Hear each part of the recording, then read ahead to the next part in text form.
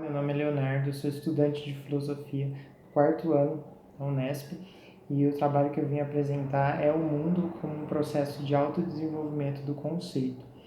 O meu objetivo vai ser mostrar como que é possível justificar uma união entre o pensamento e o ser, né? Como que se supera a dicotomia existente entre teoria e mundo através do movimento que o pensar realiza enquanto ele experiencia a si mesmo e as coisas do mundo. Então eu começo lendo um trecho no texto que eu preparei. E ele diz assim: o conceito, ao contrário do juízo, não fica parado em apenas uma de suas determinações, mas antes coloca o contraposto de si mesmo na relação com o determinado, o que certamente vem a ser uma contradição para a visão do entendimento. Nas palavras do autor, e eu cito Hegel, abre aspas, a natureza da determinação do conceito se destaca como aquela que não é algo abstrato e fixo, mas, sim, tem dentro de si e põe em si sua determinação contraposta. Fecha aspas. Ou seja, o que diferencia a visão especulativa de uma visão que se prende ao subjetivismo, né, que se prende ao momento subjetivo do conceito, ela está justamente no fato de que o conceito é capaz de conter a negatividade dentro dele mesmo, é capaz de relacionar determinações contrapostas do objeto, mas que constituem a verdadeira natureza do objeto. É a relação dessas determinações que faz com que uma coisa seja aquilo que ela é. No processo de conhecimento, o sujeito vem então a saber a verdade da coisa quando ele é capaz de relacionar esses momentos, essas determinações do objeto e a partir da junção delas, a partir da observação de várias qualidades ou propriedades distintas, é possível então chegar a uma visão mais verdadeira, que não se encerra em apenas um momento da coisa. E eu continuo a leitura. Desse modo, o juízo é um passo necessário na progressão que o sujeito faz enquanto apreende as determinações do conceito. A relação dos contrapostos precisa ser apreendida, primeiramente, como totalidades autossubsistentes, para só então virem a ser compreendidas dentro da relação, que é a ordem com que a experiência se dá. Primeiro, o sujeito vai conhecer o mundo através do fenômeno e, posteriormente, o pensamento é capaz de inverter essa lógica, né? Acaba conhecendo as coisas através do seu fundamento, né? E não mais pelo modo como elas aparecem. E realizar essa inversão, ela já vai marcar uma passagem para o momento da objetividade do conceito, que é um modo diferente de se conceber uma mesma coisa. E é justamente por isso que tanto a subjetividade como a objetividade, elas são partes de um mesmo todo. Só que o momento subjetivo do conceito, o sujeito se atém a determinações isoladas, dizendo de modo simples. E no momento da objetividade, essas determinações elas são vistas como pertencentes ao próprio mundo, como pertencentes à coisa. E aí já é possível perceber que existe uma igualdade entre o pensamento e o ser, porque a coisa é conhecida em sua verdade quando o sujeito que pensa a coisa conhece aquilo que determina a coisa, quando ele conhece o seu conceito. Então é possível que o pensamento atinja o em si da coisa, quando ele toma, quando esse em si passa a ser para o sujeito algo que também é para si, né? Ele se torna em si e para si. E essa mudança no modo como o sujeito aprende a coisa é que vai quebrar a dicotomia entre teoria, mundo, ser, pensar.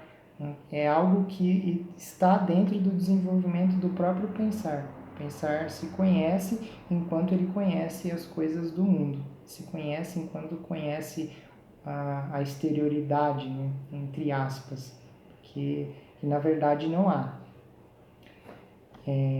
Há só o pensamento, só o interior. A compreensão do sujeito se move dentro das determinações que pertencem ao próprio conceito, sendo que o juízo expressa essas próprias determinações. A autoconsciência se conhece ao experienciar as mudanças do mundo externo, entre aspas, e interno, ou seja, enquanto ela experiencia a si mesma. Pois é por meio dessa relação que o sujeito vem a saber de si, como eu estava dizendo. Contudo, a experiência possui diferentes estágios e níveis de compreensão. Em cada um deles, o juízo se modifica de acordo com a lógica que lhe é inerente, tornando-se cada vez mais rico e mais específico. Não só o juízo, mas também o silogismo. Possuem formas, eles possuem uma dialética que lhes é inerente. E conforme o pensamento avança, ele vai superando as formas iniciais e é capaz de relacionar mais elementos da coisa entre eles próprios. Né? O juízo, enquanto momento do conceito, se diferencia dele na medida em que expressa uma determinidade isolada da coisa e acopla essa determinidade ao ser do sujeito. Ele se prende a essa determinidade. Né? A personalidade, por exemplo, certamente possui em si muitas propriedades ou qualidades que lhe são inerentes. Mas o juízo que alguém faz sobre o ser de uma outra pessoa acaba por excluir a relação que as propriedades têm uma frente à outra, que é o que constitui a totalidade e a verdade da mesma, e termina por isolá-las. Desse modo, a imediatidade que expressa não condiz com a verdade da coisa. Não porque a enunciação é falsa, mas porque ela não consegue abarcar dentro de si a mediação que é própria ao conceito, o qual, por sua vez, expressaria uma mediação enriquecida pela diferença, como um julgamento que deriva da observação de múltiplas qualidades, enquanto o juízo positivo é a imediatidade abstrata, pura e simples, ou seja, é no todo da relação que a verdade se dá. Né? E esse todo é que vai constituir a objetividade, a verdade do objeto, que nada mais é do que os primeiros momentos da apreensão conceitual, só que agora desenvolvidos e relacionados. Agora, com a negatividade fazendo parte da explicação, enquanto que no momento inicial isso não é possível, e por isso a contradição é assumida como verdadeira.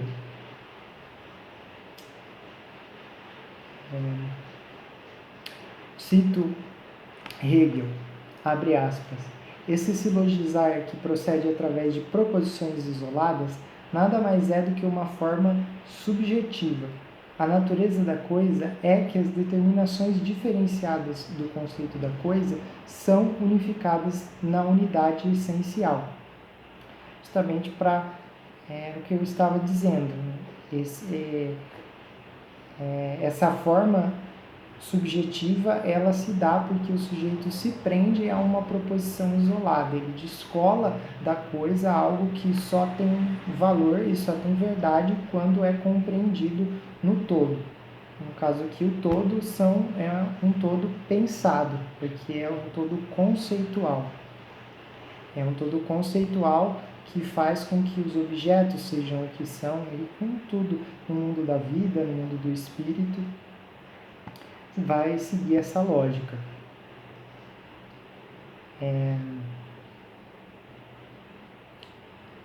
O movimento de abstração que o pensamento utiliza para reter as determinações do objeto pensado constitui a primeira negação do processo lógico. Negação justamente porque o abstrair consiste em reter determinações do objeto, deixando outras para trás ou ao lado delas, o que se encerra no elemento do conceito subjetivo.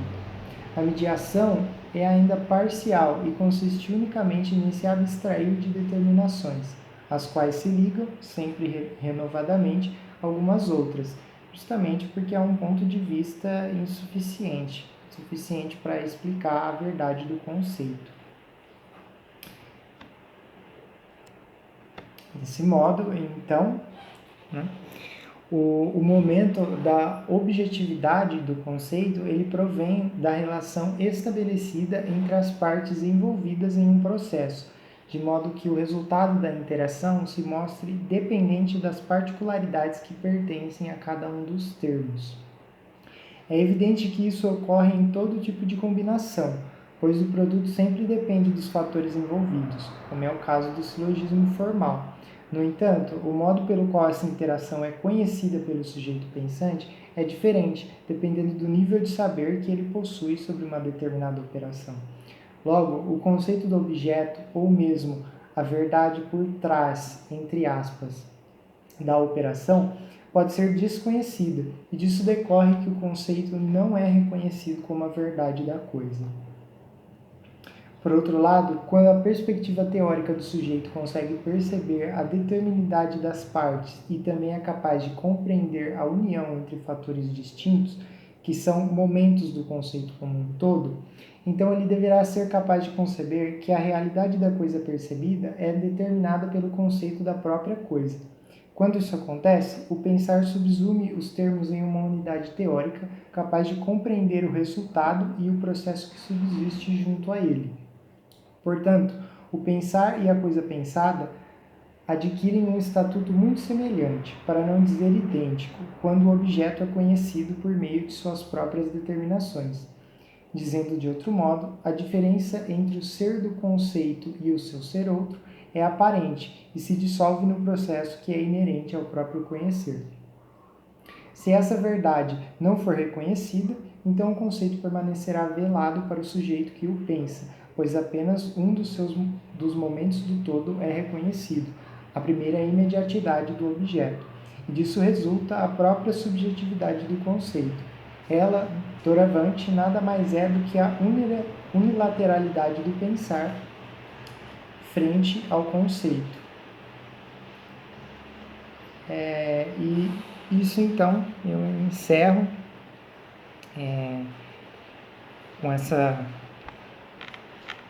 com o meu texto, tentando mostrar como que, espero ter conseguido mostrar como que é possível dar uma visão geral, né, de como que é possível justificar a união entre o pensar e o ser. Ela seria aqui justamente porque as determinações do conceito da coisa fazem da coisa aquilo que ela é. E essas determinações são pensadas. E, portanto, o objeto, né, ele acaba coincidindo com o pensar. E a natureza da autoconsciência é, então, reconhecida como sendo como a mesma natureza do conceito. Porque a autoconsciência, enquanto se pensa, ela apreende as determinações que pertencem ao conceito enquanto tal. É isso.